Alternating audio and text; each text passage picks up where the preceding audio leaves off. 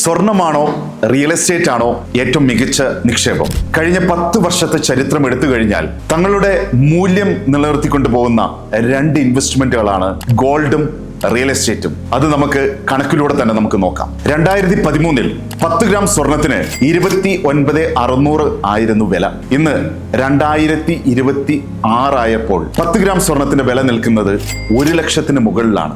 3 ഇരട്ടിയും 4 ഇരട്ടിയുമായിട്ട് വർധനവാണ് സ്വർണത്തിന്റെ വിലയിൽ ഉണ്ടായിരിക്കുന്നത്. ഈ സമയത്ത് പണലഭ്യത കൂടി, പക്ഷേ പുതിയ രീതിയിലുള്ള ഒരു സമ്പദ് വ്യവസ്ഥയോ ഒരു ആസ്തിയോ സൃഷ്ടിക്കുന്നില്ല. നേരെ മറിച്ച് റിയൽ എസ്റ്റേറ്റിൽ അങ്ങനെയല്ല. 2013 ഹൈദരാബാദിലെ കൊക്കോപേറ്റ് എന്ന് പറഞ്ഞ സ്ഥലത്ത് 1 ഏക്കർ ഭൂമിക്ക് 15 കോടി രൂപ വരെയാണ് വിലയുണ്ടായിരുന്നത്. ഇന്ന് 2026 അതേ 1 ഏക്കർ ഭൂമിക്ക് 100 കോടി രൂപയാണ് വിലമതിക്കുന്നത്. 7 മുതൽ 10% വരെ വെൽത്ത് മൾട്ടിപ്ലിക്കേഷൻ ആണ് ഭൂമിയിൽ ഉണ്ടായിരിക്കുന്നത്. ഇന്നത്തെ പ്രസന്റ് സെനാരിയോയിൽ ഭൂമിയിലാണോ സ്വർണത്തിലാണോ നിക്ഷേപിക്കേണ്ടതെന്ന് ചോദിച്ചു കഴിഞ്ഞാൽ ഗോൾഡ് നമുക്ക് ഫിനാൻസ് ഫ്ലോ നൽകുന്നുണ്ട്, പക്ഷേ ഭൂമി നമുക്ക് ഫ്യൂച്ചർ ഡെവലപ്മെന്റ് ആണ് നൽകുന്നത്. സ്വർണം നമുക്ക് ലിക്വിഡിറ്റി സാധ്യത എളുപ്പമാണ്, പെട്ടെന്ന് പണമാക്കാനുള്ള സൗകര്യം കൂടുതലാണ്. പക്ഷെ എന്നാൽ ലാൻഡിൽ നിങ്ങൾ നിക്ഷേപിക്കുമ്പോൾ മൂല്യവർദ്ധിത ഉൽപ്പന്നങ്ങൾ അതിൽ നിന്ന് ഉണ്ടായിക്കൊണ്ടിരിക്കുകയാണ്. ലാൻഡിന്റെ വാല്യൂ വർദ്ധിക്കുന്നു, റെന്റൽ ഇൻകം ഉണ്ടാവുന്നു. അത് നമ്മൾ പ്ലോട്ടായിട്ട് തിരിച്ചു കൊടുത്തു കഴിഞ്ഞാൽ വീണ്ടും അതിനകത്ത് നമുക്ക് വരുമാനവും ഉണ്ടാകുകയാണ് ചെയ്യുന്നത്. സ്വർണം നമ്മുടെ